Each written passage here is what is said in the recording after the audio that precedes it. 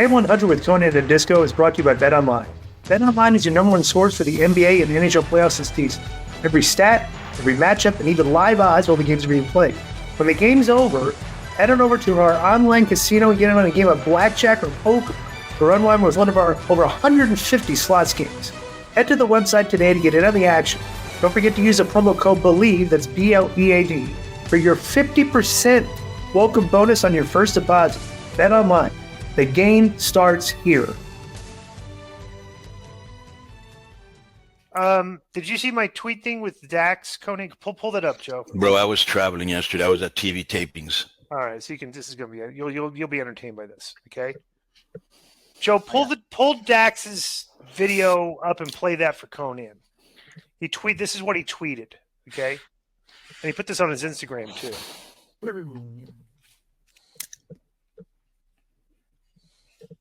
It's 5 minutes, but you got to hear it all. Right.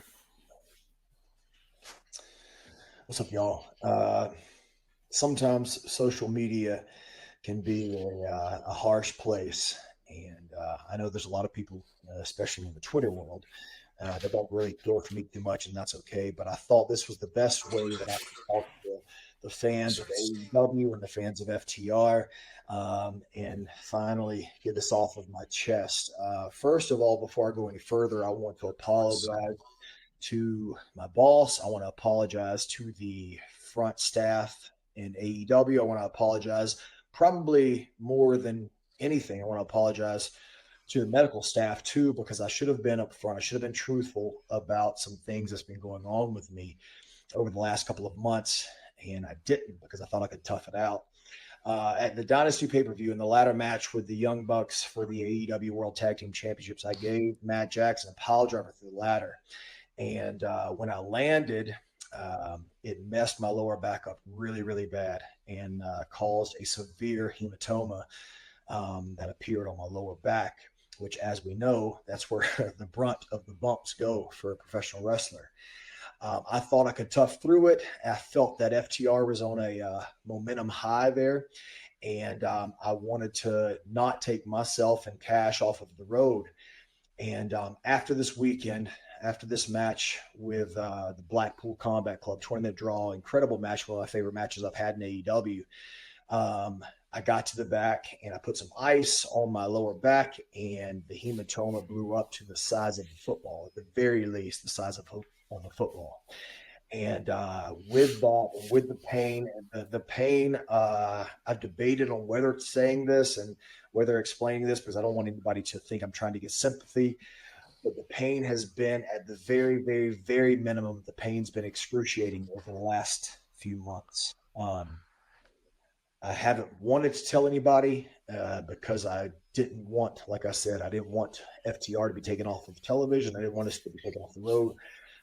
Maybe selfishly, maybe a little egotistically, I felt that we were an important part to AEW, to Dynamite, and obviously, more importantly, to Collision, which has been our home for the last year. But today I had to get an X-ray on my lower back, on my pelvis, and they had to take a look at this hematoma. And when I finally explained this Saturday to Doc Sampson and the whole medical team, who is incredible, and their only objective is to take care of this talent, when I explained to them what I've been hiding for the last 2 months, Doc Sampson immediately took me off of the road. He said, "You've got to rest it up, and if you don't, it could get worse, and it could lead to possible retirement." And obviously, I don't want that. So going forward, I got to be truthful with you guys. I got to be truthful with my bosses. I got to be truthful with the medical staff. And I don't know how long this is going to last. I don't know how long we're going to have to be off. But unfortunately, and maybe fortunately for some of you people that don't like FTR, myself and Cash will not be on television for a while. I have to rest this thing up. The nights, the sleepless nights have been catching up with me. I cannot get a comfortable position, even in my bed. So you got to think, if I can't get a comfortable position in my bed, imagine the plane rides or the top rope superplexes and all this stupid that I do. at almost 40 years old. But I hope you know, and I'm sure there's going to be a lot of people that give me some grief for it, but I hope you know all this is for the love of the game, and it's for the love of all you fans. Again, I'm not sure how long we'll be back. I hope it's sooner than later. But I hope when we come back, we can come back better than ever. And, my number one priority in this profession is the legacy. Obviously, I know I get flack for the legacy of FTR, and I never want that to go away. Thank you guys for everything. Thank you to my work. That's enough. To bosses, to everyone who didn't give me. All right. So I've been dying to bring this up in discussion ever since I asked Joe. But this is a conversation I think needs to be had, right? And of course, I'm going to go over what happened here because you can just assume what the responses are, right? I've been wanting to talk about because Wheeler. Remember when I asked you how long Wheeler Udall was out for, Joe? I said it was like 5 months with a concussion, right? Adam Cole was out forever with a concussion. Remember when he came back and they had the balloons in the ring and all that stuff, right?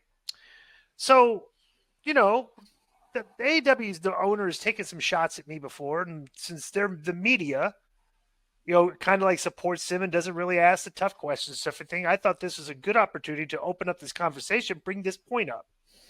So I just quote tweeted what Dax said, and I have nothing against Dax. Okay, my point is what I'm going to talk about here is things that come out of the mouths of people, things that they say that are open for scrutiny, and I want to open up the conversation, challenge what people say. So I tweeted this. You just ruined your boss's narrative that he will put their safety record up against anyone. If talent is working hurt and not telling the office, and it's not a safe work environment. Bad look, Dax. And I wanted to open up this conversation, but so this was Dax's response. I mean, you can only imagine what it's going to be like, right, Conan? All right, so here we go. and so far, based on what you heard there, am I justified? What was his answer? Well, I'm going to bring it, but me pointing this out because Dax is a very well respected guy, and that company's been around for a while, and he's hiding injuries from their medical. Okay, and I'm going to give you his response, but I want to open up this conversation. So Dax says, I know this is exactly what you're looking for because you begged for relevancy that you only got by being a punching bag your whole career. But you're an idiot. He spelled it out, right? If you ever worked hard enough during your little 15-minute of fame career to ever feel any sort of pain, you know the anxiety that comes with injury to an athlete. So while you're trying to turn this into a bit for your podcast, I'm hoping and praying that I don't have to go through an extensive surgery or even worse. For being someone who claims to be so smart to our business, you'd probably know wrestlers have worked hurt for decades. Also, I'm 100% sure some wrestlers in WWE are working hurt right now. But of course, you only decide to attack AEW, anything for the clicks.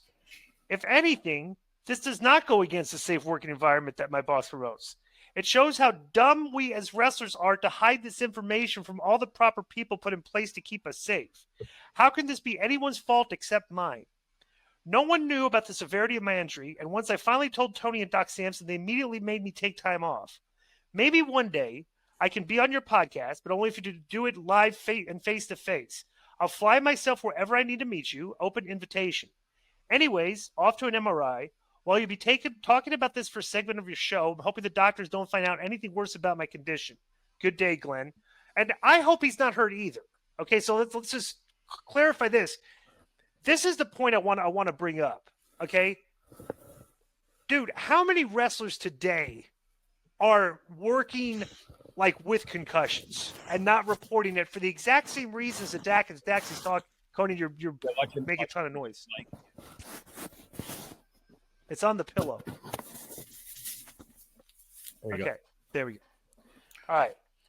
So I can imagine by just watching the wrestling product today, all the forearms to the head, all the kicks to the head that people aren't putting their hands up to protect themselves, and guys suffering major concussions. okay, where they're out for months and months, that they have got to be not reporting concussions. Okay, that's not a safe work. If you're going to talk about how safe your work environment is, you can't possibly look at what they're doing on TV and thinking that there's some very clear looking potential head trauma there. Because if you get your bell rung in professional wrestling, we know now that's a concussion. Okay. Now, when Dax brings up this thing like wrestlers have worked hurt for years and stuff and thinking like that, bro, that is such an archaic attitude because, we've learned that is not the way to do it because of CTE and like the major injuries, right? Plus two, trying to bring up back in the day, like if you didn't work, you didn't get paid, But that was back in the territory days when you would do TV and they'd pay you $40 like in Memphis. You get $40 for TV because the TV was like an advertisement for you to go on the road where you make your money on the road drawing houses in the house shows. That's where the money was made. Well, the model is completely different today. Wrestlers are given guaranteed money, and most of the income from wrestling companies and major wrestling companies come from the TV rights fees. The wrestlers are a product, a commodity of the company to be used on their TV product that they're getting paid the rights fees for. And bro, if you guys are hiding injuries in this day and age, that's absolutely asinine and idiotic. You're not losing any money. You're still getting paid. And you guys are still going out there and killing yourselves. And, what percentage of, like in the WWE too, because they do, but not as much as like AEW where they do like high risk stuff that can cause a lot of, injuries and stuff. How many guys do you think are hiding injuries right now and not telling the office where if they probably get hurt again, they could be a major injury? What percentage of wrestlers do you think are probably doing that right now? I'm asking a question. Yeah, I'm thinking. Maybe 1 out of 15 probably would be a pretty fair bet, I would say. Maybe 1 out of 10. 1 out of 10. Because we're looking at these forearm spots and the kicks to the head and stuff. And you got to be getting your bell rung. If you get your bell rung, you need to go to the doctor. The guy backstage, hey, I got my bell rung out there. And they check you for concussions. And, just like the NFL, okay, maybe you got to sit out for a few days or maybe 2 weeks or maybe a month or 2 months, right? But if you get your bell rung, you need to go get checked.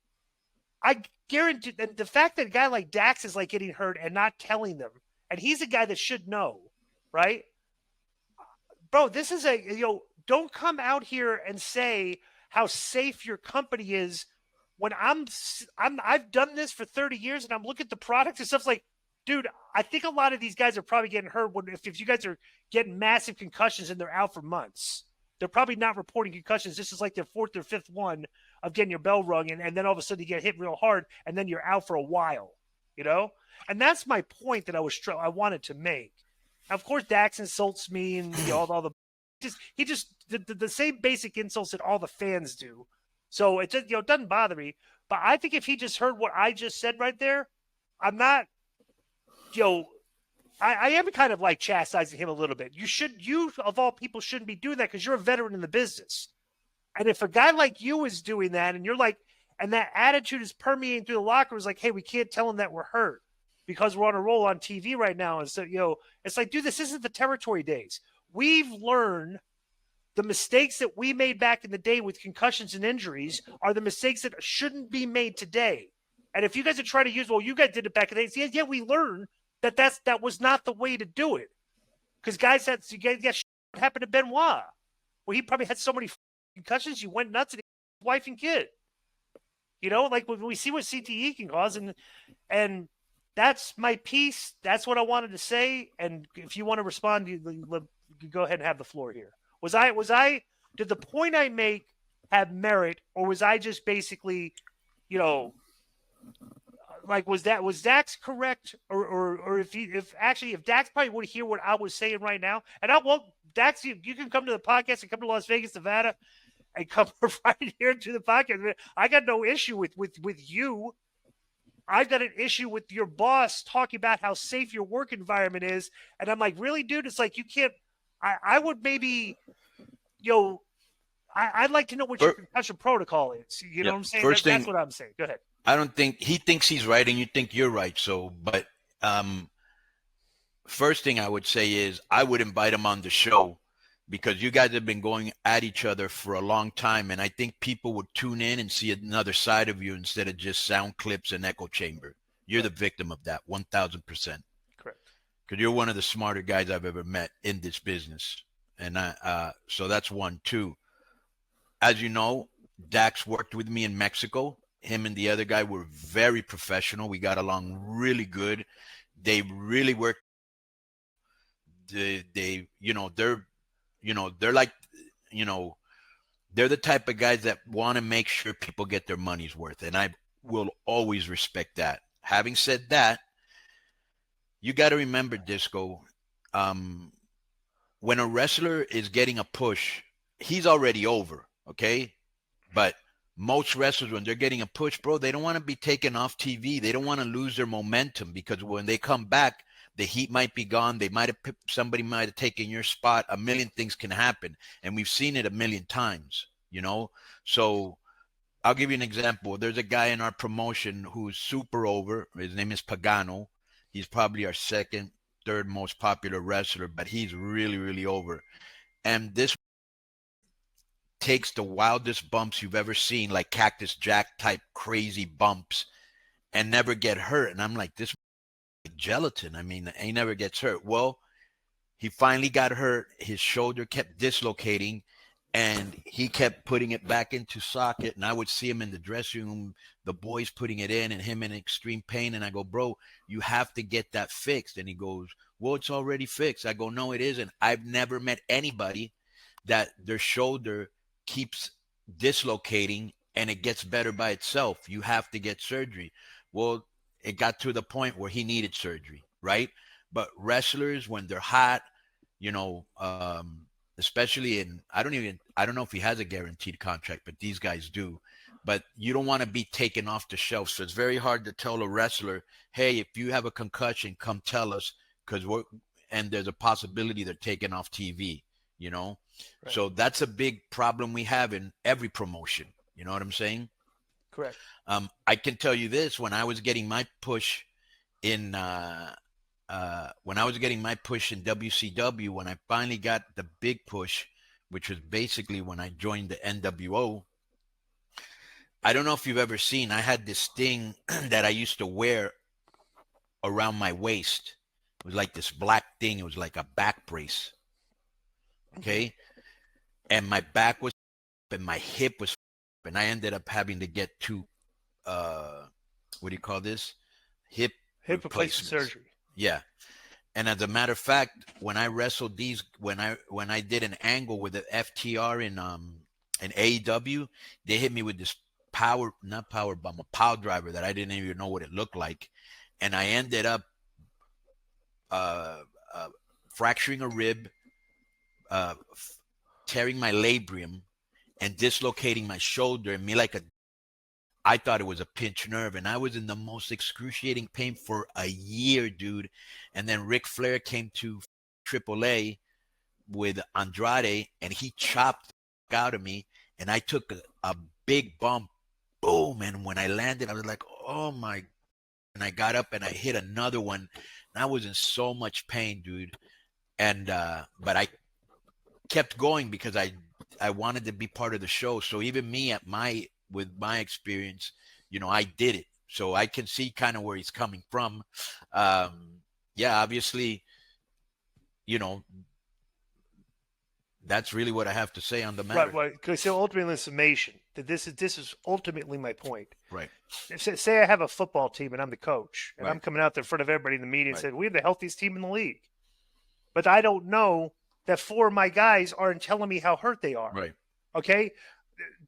So I'm saying going forward, don't make statements like that. And what I'm saying is also in your company. But I'll tell you this: when the thing happened, I'll give you an example. When the thing happened with Matt Hardy, okay, right. well, you could tell he got, and his wife came out and said they should have taken him off the shelf. Correct, and that's my point going forward. Because if you don't know, that's one thing. If you do know, that's another. Because here's one thing I think that they should be doing. I'm watching a lot of these matches and on TV, and I'm like, I would check that guy after the match. The doctor should say, like, you don't have it like in the football, they have the guy up in the tower monitoring people on the field and say you got to pull him off the field and check him for concussion. They should be doing that. I don't think they do. And I'm saying going forward, if you want to put your safety record up against any other company, implement that as a policy first and foremost, that you have an independent guy checking people like what you think might be like head trauma or something, and make it mandatory that you have to check them after the match. Then if you say, I will put our safety record up against anybody, I would say, yeah, that's a real. I don't know any other companies that have that policy. That's a good policy to have. That's all I'm saying. I preach safety and stuff for things, and I see a lot of what the wrestlers are doing today, and like guys are out for 6 months and a year with concussions. I mean, it's like, I can't even imagine that. But you know what I'm saying? bro, So, like, when you're out there, right. you're trying to get a pop. I'm aware of that, and but you're willing to risk injury or even get injured, because I've done it. I remember when I first started to do hardcore wrestling when I was in ECW, I loved it. So I brought it to Mexico, and bro, we were selling out everywhere, and I was doing the stupidest shit you could imagine, that there's no way I would do it 10 years later, but you're young, you're dumb, you're not really that hurt. You want to get a pop. You want to hear people going, oh my God, what a great match that was. Did you see what Conan did? Or did you see what, this guy did? You get sucked up into that whole thing. Correct. But let's look at a very similar genre that's very similar to professional wrestling is the National Football League. Bro, look at what the Tua situation. Right. I was going to bring that up. Right. I swear I was going to bring that up. The Tua situation is a perfect example because here's the thing. Bro, if Tua gets his bell rung, yank him out of the game. Right. Okay, because maybe he's only hurt for a week or two. Right. But if he gets another concussion, he's out for the year, your season's done. And you're paying, this whole thing with guaranteed money. You're paying the guy to like $15 million a year. And now you're getting nothing from your return on the guy because he's out for the rest of the year because you screwed up with the concussions. He wanted to play. They always want to play, like, and stuff. But you have to protect your investment. Right. And you're absolutely correct. Right. And I think that just like they stopped destroying the quarterback when you sacked him. Right. And all these hits from the defensive team, now they want to outlaw the hip drag tackle. Yeah. Right. They should do the same thing. They should perform protocols and not even a team doctor, because you could get along with a team doctor and he might, the boys, they're workers. Right. I'd get an independent guy to come in there, give concussion protocols and all that.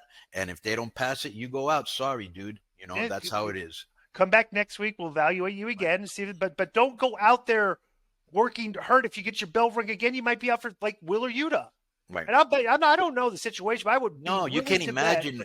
Right. You've got to imagine Shibata, the way they wrestle Will Ospreay, like all those guys, they have to have concussions, and they're like, I can work through it. I have before. They don't understand the type of damage that's doing to your brain, and unless you research it, you don't know. And it's not like you're wrestling from 25, 30 years ago where guys are making a couple $100,000 a year. These guys are getting paid $3, $4, $5 million a year. That's coming out of the pocket of the owner. You think the owner would want to be like, hey, I need to protect my investments here because, dude, this is the product. It's a TV product.